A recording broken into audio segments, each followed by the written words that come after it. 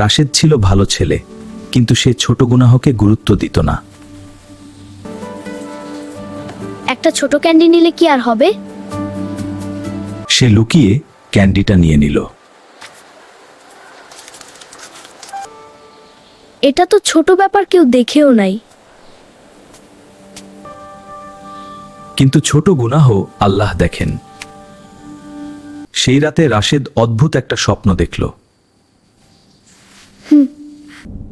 আমি কোথায় এসে পড়লাম? তার সামনে আমলের দাড়িপাল্লা দেখা গেল।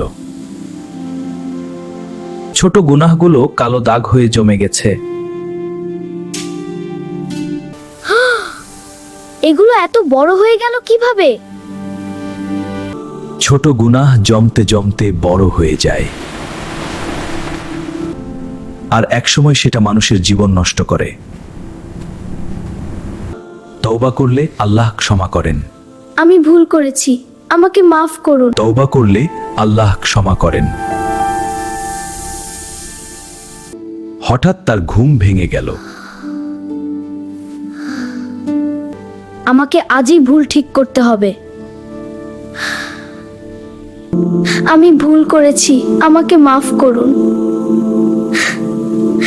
চাচা, আমি কাল একটা ক্যান্ডি নিয়েছিলাম, এটা তার দাম, আমাকে মাফ করবেন। রাশেদ বুঝল ছোট গুনাহ বড় হতে পারে। ছোট গুনাহকে ছোট ভাববেন না, কারণ আল্লাহর কাছে সবকিছুর হিসাব আছে।